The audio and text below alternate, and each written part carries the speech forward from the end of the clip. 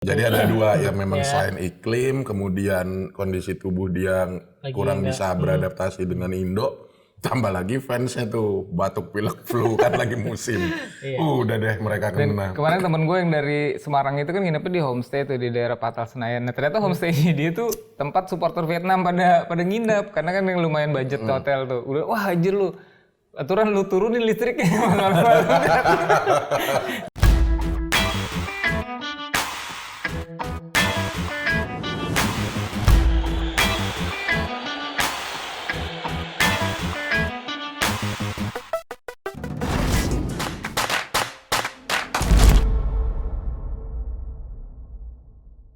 Halo Tifosi, welcome to Pinball Opini Football. Kali ini gue lagi-lagi bersama Bang Bara dan Pak RT.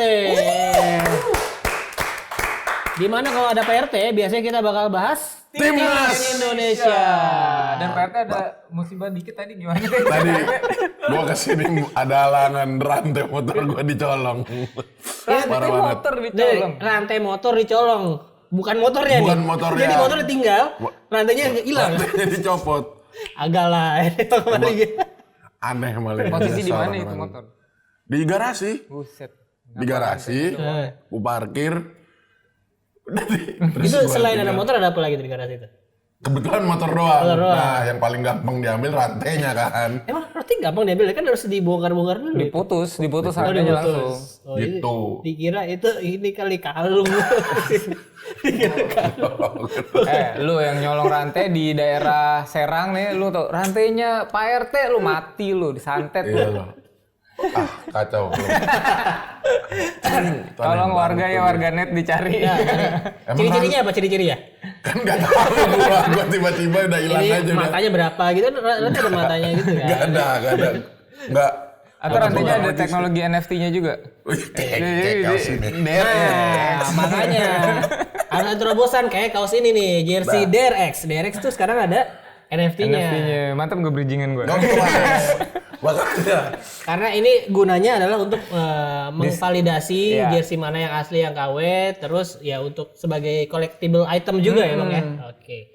Nah, kalau gitu gue mau sekalian ngasih tahu nih kalau di episode ini kita bakal ada giveaway Di akhir. Oke, nonton sampai habis. itu giveaway dari DRX juga, jadi nontonlah sampai habis kalian. Jangan lupa juga pasti ada syaratnya, nanti harus follow DRX Fair sama DRX Sportnet. Pastinya. Tuh guys, ya jangan lupa guys ya. Ya udah, ngingetin aja. Iya, betul. Nah ini langsung kita bahas PRT pertandingan kemarin Indonesia melawan Vietnam. Akhirnya kita bisa memenangkan laga lagi setelah Piala Asia kemarin dengan skor yang sama ya 1-0. Skor dicetak gol dicetak oleh pemain yang menggunakan jersey DRX di klubnya Egy Maulana Fikri. Itulah kalau mau golin, mau perform bagus harus pakai DRX. Cakep, masuk terus. Tapi gue mau bahas dulu secara permainan, mungkin gue Poin lagi. Ini ya apa yang menyebabkan ya bukan gimana permainan Indonesia kemarin. Ini kan kalau gue lihat sih memang sebenarnya ada di babak pertama ada sedikit kesulitan untuk menembus pertahanan Vietnam yang menggunakan mid block. Nah ini mungkin bisa lo jelasin nggak?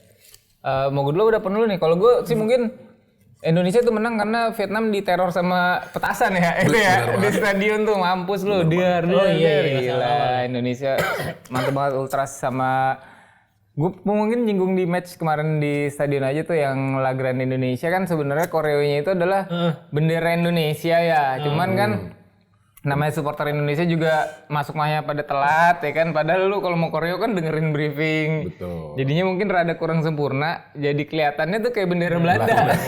Gitu.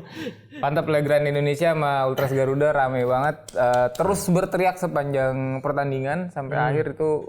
Wah sekarang juga setelah zamannya Pak Erik mungkin di akhir pertandingan tiap match kita nyanyi lagu bareng-bareng terus ya. Betul. Jadi di stadion Oh tuh iya kemarin nyanyi ini apa? lagunya itu Tanah terus Air tuh Beta. Tanah Air Beta itu terus tuh. Nah kalau dulu kemarin lihat pertandingan gimana nih? Ntar ngebedah taktikal gue dulu lihat dulu. Kemarin lihat pertandingan J Itses menonjol ya. Iya jelas. Gue tuh ngamatin banget dari pinggir lapangan gue kan kebetulan Oh iya nonton, lu berdua nonton ya? Lu di section mana Bang? Gue di belakang gawang di UG Ultras Garuda. Gue di samping Sintayong. Gue tadi mau di samping Jokowi. Ada Pak Erik. Ada Pak Erik sama si Margono. Iya, Cirus. Gue kira ditambah pas pampres. Nah, gue tuh ngamatin banget. Hoki Caraka babak. Babak belur lah dihujat netizen. Hoki Caraka nggak bisa ngapa-ngapain.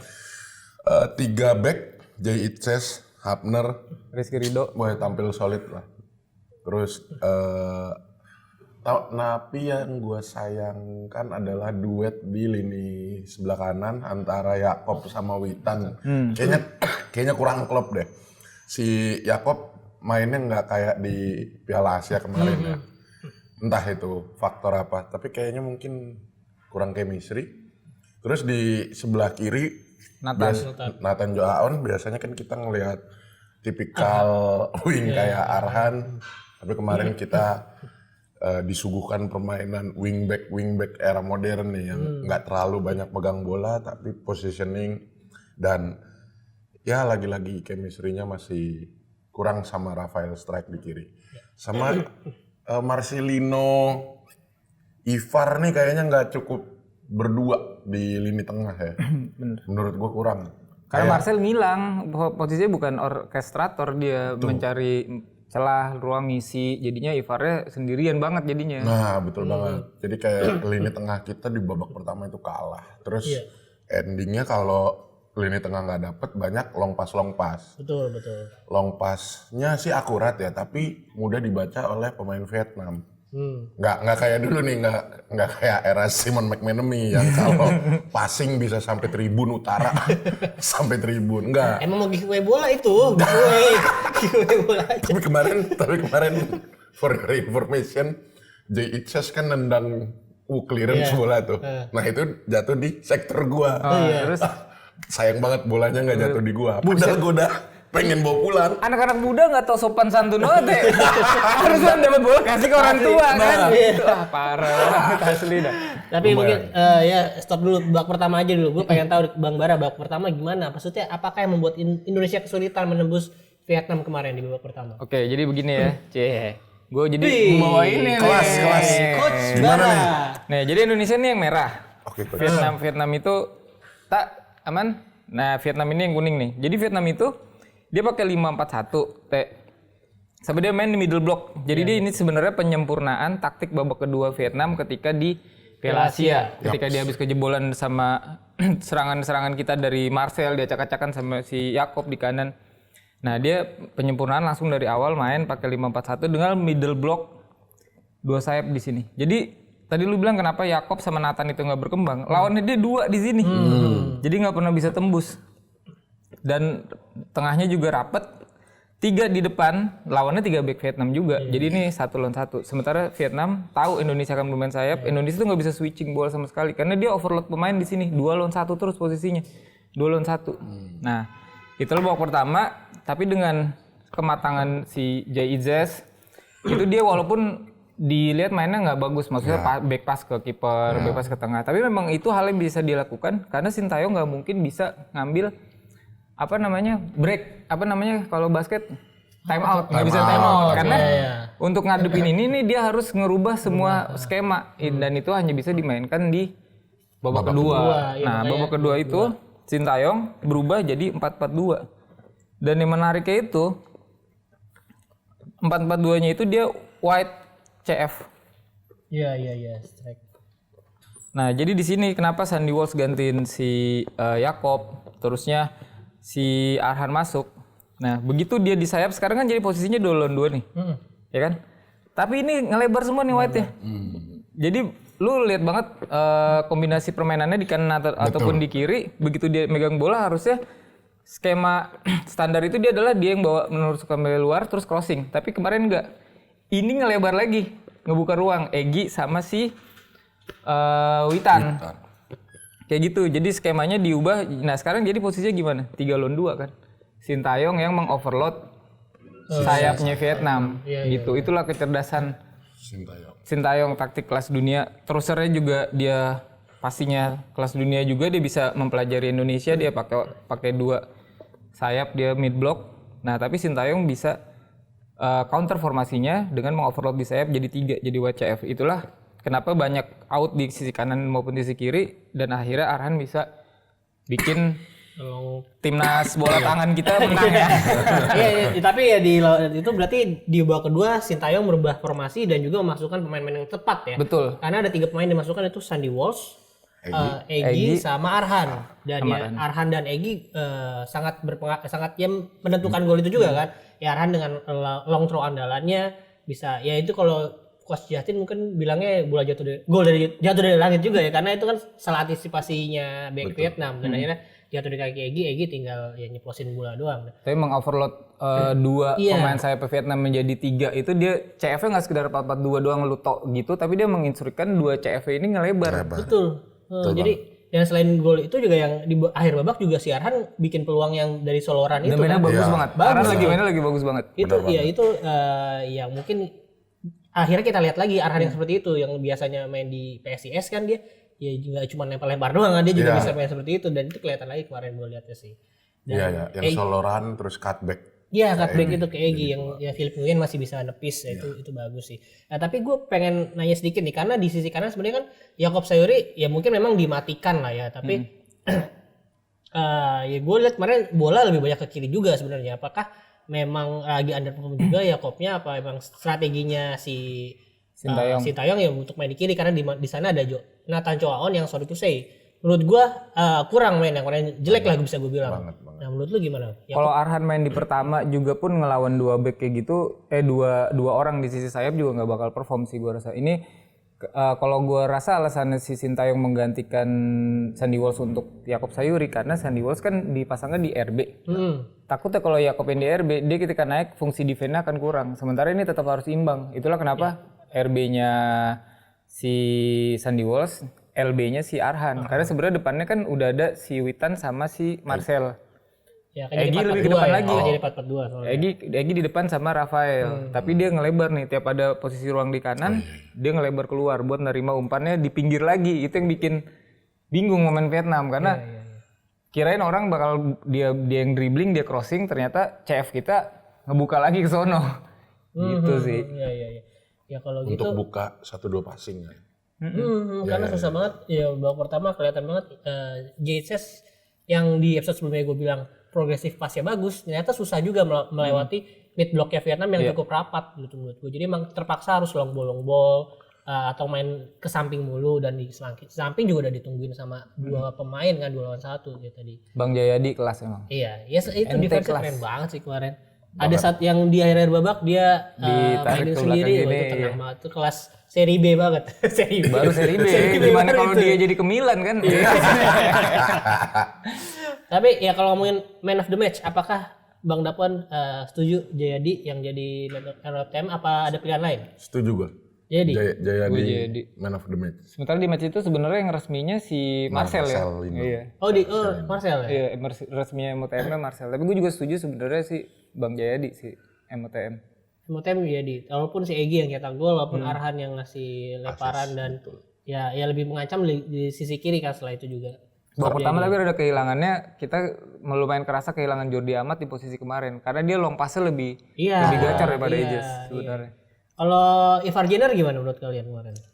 Jadi nggak kelihatan kalau gue. Iya benar sih karena itu tadi kan karena tengahnya balik lagi mid blocknya Vietnam amat sangat tinggi. Oke, jadi apa ya high pressure ya iya sih. Ya gue juga setuju sih Jayadi sangat memberikan perbedaan gitu di lini belakang, memberi ketenangan juga. Ya kiper juga kita tahu kan Satria Adi belum banyak capsnya tapi ya bisa di backup sama Jayadi dengan tenang jadi juga jadi ikutan bagus dia sih. Ternyata footworknya juga bagus. Iya. Kemarin banyak dioper-oper bawah soalnya. Lumayan lah paling nggak. Nah tapi kalau satu ya yang the worst pemain yang terburuk kemarin. Jelas gue mau pilih striker. Yang lagi nggak hoki. Kemarin itu ada yang komen. Bukan yang komen. Ini yang bola umpan ke dia. Passing jauh. Long pass itu. Long pass ke pokoknya sih mungkin ngincer sisi sayap ya, tapi ternyata di sayap nggak ada orang. Akhirnya diambil pemain Vietnam dan Hoki ini nggak tahu timing sprint dan ya itulah sprint melambat dia nggak tahu. Jadi harusnya dari awal tuh dia udah ngeprint buat ngepres gitu. Pas bola di udara harusnya dia sprint tuh. Oh gitu. Ya. Tapi tapi dia malah jogging dulu. Ya lari Momentumnya momentumnya salah, lari agak kenceng. Pas pemain Vietnam ambil itu bolanya terus di capping ke kanan dia baru sprint. Ya udah ya apa ya? Ya leluasa juga pemain Vietnam karena kan nggak di-press dari awal, nggak ke-press dari awal. Terus ada lagi umpan di babak pertama kan. Ya iyalah orang hoki. Babak kedua nggak main ya. Ya iyalah babak pertama jadi. Di menit berapa tapi gue lupa itu Jenner kalau nggak Nathan buat switch play ke Sisi Yakob, itu Yakob udah bener-bener kosong tapi umpannya dihentikan oleh kawan sendiri yaitu Hoki. Makanya bodoh gitu. Harusnya udah dilepas aja terus Hoki cari posisi kan. Tapi ini Hoki memaksa mengontrol bola tersebut. Akhirnya momentumnya hilang mana ditambah lagi kontrol dia juga goblok. Jadi bola itu pas dipegang malah mental ke pemain Vietnam. Itulah Hoki nggak lagi Hoki. Lo juga setuju Bang Bara ya? Iya, gue lihat di komen gue juga pada setuju dan ada komen satu yang menggelitik gue. Ini Hoki nggak bisa nyerang, lebih jago nyerang paslon 1. Udah lewat pemilu bos, jadi lebih jadi bener juga, bener sih emang lebih jago nyerang paslon 1. Tapi ini konteksnya udah sepak bola. Udah kita lanjut, ini kan bukan leg kedua, maksudnya pertemuan kedua nih saat ini bakal nanti malam main jam 7 waktu Indonesia Baratnya ya, berarti di sana mungkin jam 8 ya, beda sejam ya. Nah ini kabar baiknya, walaupun kita, kabar buruknya dulu deh, kabar buruk ada beberapa pemain yang demam katanya ya, ada Ivar Jenner, Arhan, terus siapa lagi? Nadio, sama Hapner. Hapner tapi juga, udah berangkat lagi kan, tapi udah ikut ke Vietnam lagi. Nah ini kira-kira kenapa? Apakah mereka ya habis pesta terus begadang bakal jadi demam, apa emang kecapean aja nih demam ini? Abis main dia balik ke kamar namatin Helldivers. Begadang main PS. Tapi kalau kata gue dia namatin GTA San Andreas. Lama banget itu. Tapi ada yang ini kan rumor-rumornya gara-gara banyak fans yang ngerubungin gitu. Tapi lebih ke ya iklim sih gue rasa. Kebanyakan kan pemain asing dan juga si Aran juga kan main di luar Indonesia kan. Jadi mungkin kemarin juga cuaca jangan kan mereka yang dari luar, kita kemarin lagi cuaca nggak enak kan tuh, hujan panas. Lebih kita banyak gitu yang sakit juga kan lokal. Lokal maksudnya ya kita sebagai warga Indonesia kan lagi banyak sakit. Nah, yang nggak menutup kemungkinan juga sih ada virus-virus dari para fans yang ngerubungin. Itu. Jadi ada dua ya memang selain iklim, kemudian kondisi tubuh dia yang kurang bisa beradaptasi dengan Indo. Tambah lagi fansnya tuh batuk pilek flu kan lagi musim. Udah deh mereka kena. Kemarin temen gue yang dari Semarang itu kan nginepnya di homestay tuh di daerah Patal Senayan. Nah ternyata homestay dia tuh tempat supporter Vietnam pada nginep karena kan yang lumayan budget hotel tuh. Udah wah anjir lu aturan lu turunin listriknya biar pada panas tuh main Vietnam supporternya tuh. Jadi udah dipastikan kalau ada beberapa pemain yang nggak diikutkan ke Vietnam ya tadi. Yang kita sebut dia lagi dirawat di Jakarta tuh tadi Ivar, Arhan sama ada 4 kalau nggak salah. Nadio satu lagi siapa lagi gue? Makanya ada 2 akhirnya dipanggil call up menyusul kan. Ada Rahmat Irianto sama Arkan Fikri. Bukan si Ferrari ya? Muhammad Ferrari. Ferrari gimana? Back. Ferrari gimana? Kenceng banget kayak kenceng. Iya, jadi ada 2 pemain pengganti. Itu dua-duanya back sama defensive midfielder ya si Irianto lah ya. Sama Rafa nyusul. Rafa tapi masih lemes kayaknya dia di bandara sendirian.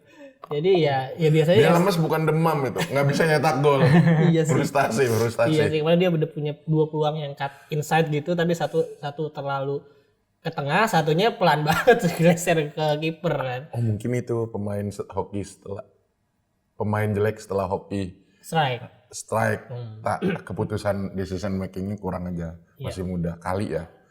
Gue ngelihat ya kayak lu nih bukan Andik Firmansyah gitu, nggak usah cutting inside, lalu bukan Okto gitu. Lo strike tinggi berat buat capping bola, iya sih. passing kayak Iya sih, maruk banget. harusnya passing 1-2 kayak gitu main kombinasi, tapi ya dia tetap maksain cut inside nembak sendiri ya. Makanya besok nih Ragnar mainnya gimana nih? Nah, ini dia. Ini kabar baiknya kalau si Orat Mangun sama Tom Hey udah bisa main nih. Udah dia ikutkan juga ke Vietnam, udah latihan bareng sama timnas Indonesia di sana. Dan ya kemungkinan sih karena Ivar Jenner nggak ada, Strike juga lagi nggak sehat, mungkin bisa jadi starter di Dua pertandingan itu besok gitu harus ya. starter mau ngomong. Tapi besok pasti pertahanan kita aman karena ada rumah Pondok Indah 1 di tengah. Tom Hey kan harganya 54 miliar. Oh, sama kayak rumah Pondok Setengah Indah. rumah Pondok Indah. Udah itu kita taruh dia pasti Iya, aman. JHS juga harganya naik kemarin jadi 24 miliar karena pertandingan kemarin tuh. Masih di Kebayoran Baru. Rumahnya tuh. Anjir, tahu banget tuh. Harga-harga rumah bapak-bapak ya. Itu pos 2 teh di situ. Iya. Pos 2. Dulu ngepam. Ngepam. Pas masih perwira ya. Buset jadul banget bahasanya ngepam. Iya. Ya tapi ini kita langsung aja lah kita bahas preview pertandingan besok nih. Ini mainnya di tandang. Ini kan ya gimana menurut Bang Dapon dulu mungkin ya, lalu sambil bakar dulu nih. Aduh. Kira-kira starting 11 yang bakal digunakan apakah tetap sama dengan kayak kemarin atau ya tadi karena udah dipakai mid blocknya Vietnam harus pakai strategi di babak kedua gitu. Gimana menurut Bang Dapon? Menurut gua 3 backnya pasti ya. Mereka Rido tengah, kirinya Hapner, kanannya Itses. Tapi nggak tahu tuh si Hapner masih demam apa nggak sih nih? Apa udah benar-benar fit? Gua nggak tahu. Tapi yang harus dipastikan mereka bertiga main. Terus gue tuh tadinya kayaknya gue tadi di rumah mikir, ini buat ngelawan mid blocknya Vietnam kita taruh tiga gelandang, Ivar, Tom Hey sama Marcelino. Tapi ternyata Ivar demam. Masih berapa suhunya semalam? Masih 40 kali ya. Kali mungkin. Terus tapi kan Tapi nggak dokter jadi tuh. timnas kita udah bukan yang dokter palsu kan? Bukan. Udah dipecat itu itu di ntar mereka kasusin divonis itu. tipes mereka. Terus Hernando dibawa loh. Emang dibawa bukannya dia Hernando dibawa. latihan di Jakarta doang kemarin? Dibawa ke Vietnam. Ngeri-ngeri sedap tuh bahunya makanya. Duh, iya bener juga sih. Ya. Nah tapi, aduh ganti siapa ya si Ivar Jenner, Rahmat Irianto. Entahlah, semoga Rahmat perform atau enggak. Rahmat juga baru selesai cedera kan, baru sembuh juga kan dia cedera kan, makanya ya mungkin belum terlalu ya nggak tahu udah fit 100% atau belum gitu. Apa Ricky ya? Jadi 2 AMF. Nggak tahu lah. Nggak tahu. Tapi kayaknya seharusnya sih 3 sih di tengah sih buat counter.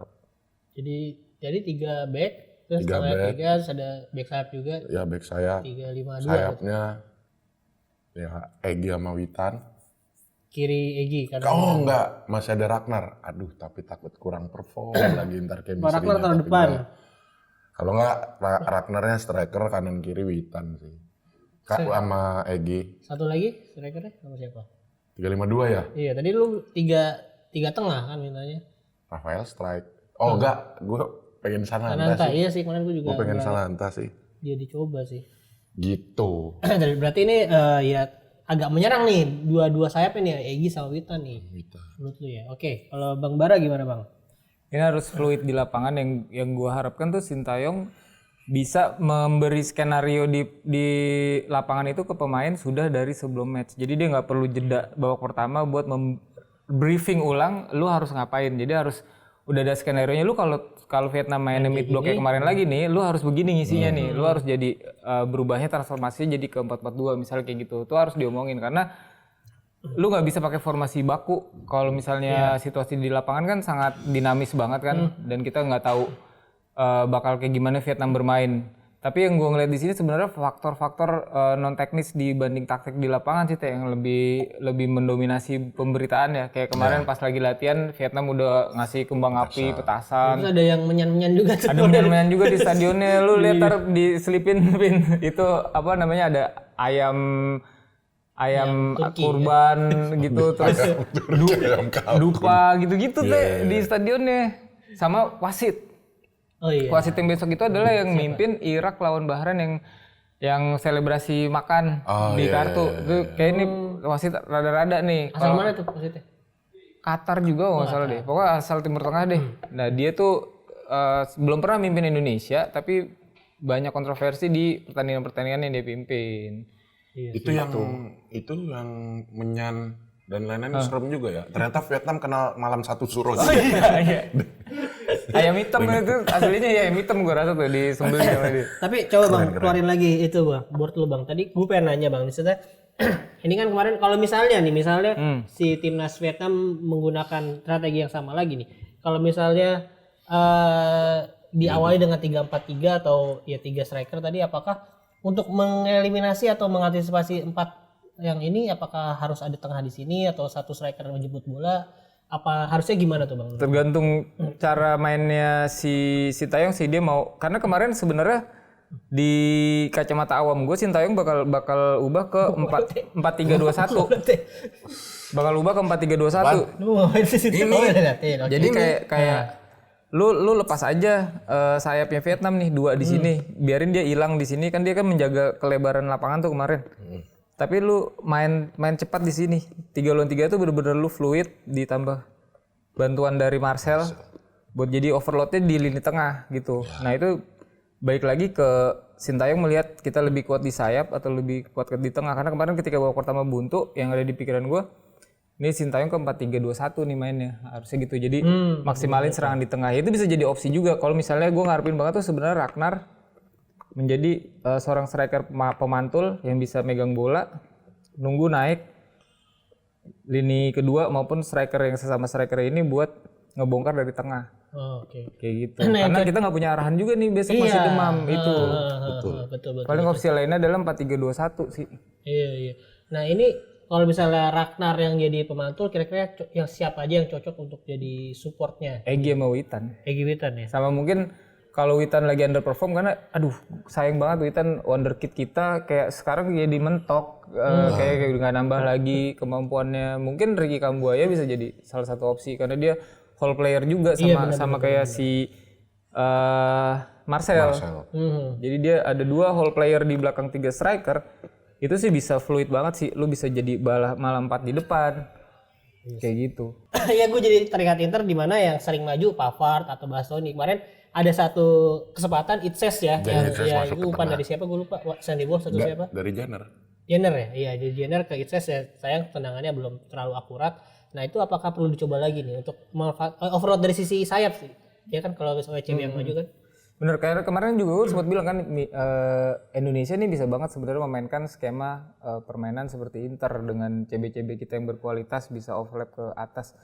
Tinggal pemahamannya yang jadi kelemahan di kita besok adalah nggak ada Sandy Walsh yang bisa menjaga kedalaman ketika CB-nya naik, dia bisa cover di belakang. Iya, itu kuncinya di situ. Iya, kuncinya di situ. Besok nggak ada sayangnya. Iya Itu sih. sih. Iya, yang agak susah dipraktekkan. Kalau misalnya Yakob Sayuri kan dia juga ofensif ya, takutnya ketika dia out of position ya kejauhan gitu ninggalin lubang di belakangnya ya. Iya, betul. Ini kita berharap banyak sama Asnawi aja. Oh iya, sebenarnya kemarin nggak main sama sekali ya. Ya jadi mungkin bakal dimainin untuk harusnya sih. Ya jadi ya karena Sandy Walsh nggak ada dan ya Yakob Sayuri mungkin kalau misalnya terlalu ofensif ya mungkin Asnawi dulu yang jadi starter kali ya. Pokoknya sebisa mungkin kita menang hat-trick lawan Vietnam 3 match beruntun tuh biar mampus diem semua lu nguyen lu. Kata-kata mutiara teh buat Vietcong. Tolong.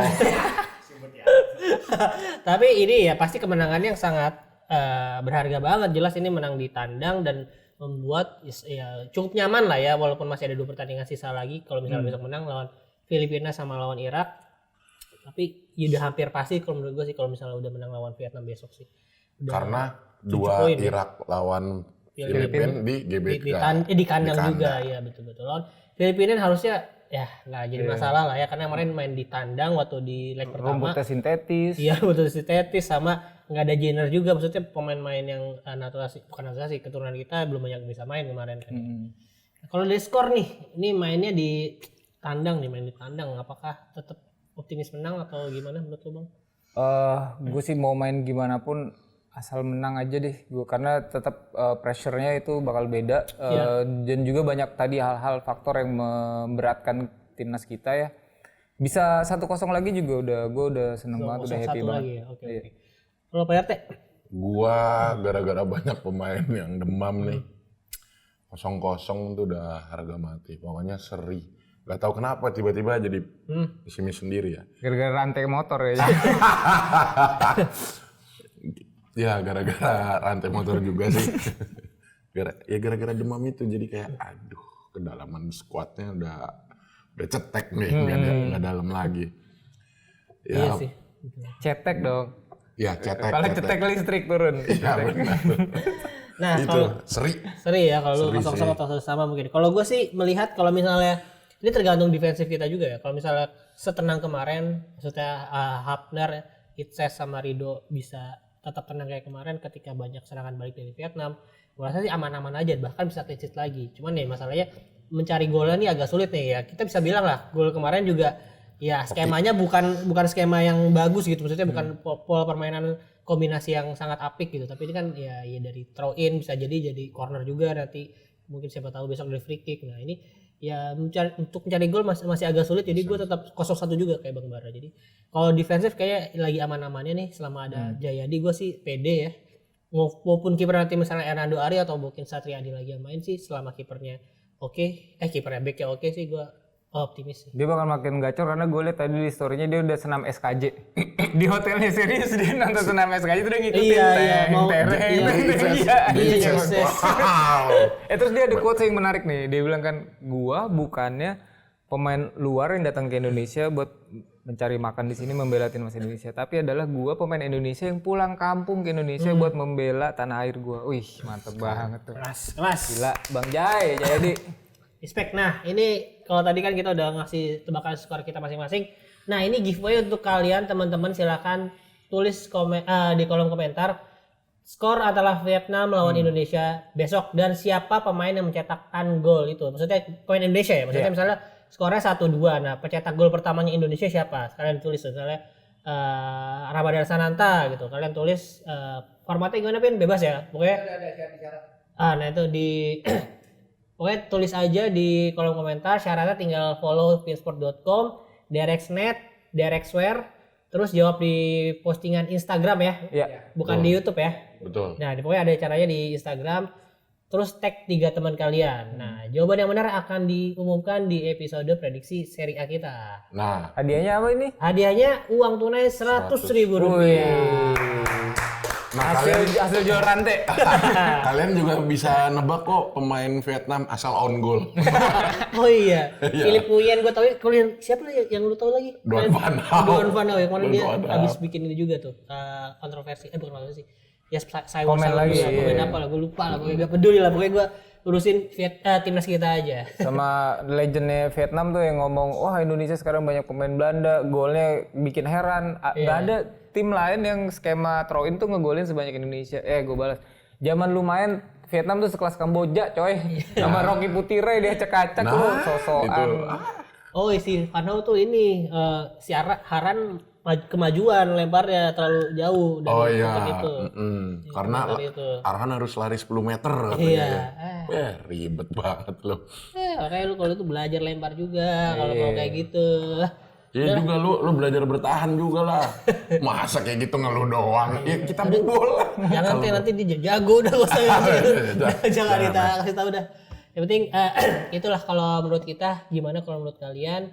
Tulis di kolom komentar. Jangan lupa juga subscribe dan nyalain loncengnya biar kalian nggak ketinggalan ada tiap episode baru. Nah, thank you banget ya PRT udah mampir lagi ke rumah. Kan udah bukan warung sih, ini ya Meja konferensi pers. ya pokoknya kurang kerating deng. ya pokoknya kita doain pokoknya timnas bisa meraih hasil yang terbaik ya. Amin. Bisa mendekat ke peringkatnya negara tetangga yang paling ngehe tuh biar suatu saat bisa kita salib tuh. Ini kita kalau menang 135 kan? Harus ya makanya. Karena 138 ya, karena kan naik 138 naik lagi 3 posisi lagi harusnya. Amin ya udah. Thank you ya untuk teman-teman yang sudah menonton. Terakhir jangan lupa untuk download aplikasi DRX Sportnet di HP kalian nih kayak gua. Isinya cuma setting sama DRX Sportnet doang HP gua. Nggak ada aplikasi lain pokoknya. Mantap. Terus follow juga Instagramnya yang pasti pinsport.com sama DRXwear, DRX Sportnet semuanya di follow. Udah kalau gitu kita akhiri episode kali ini. Thank you banget. See you on another episode. Bye bye. Bye bye. Forza Garuda. Forza Garuda.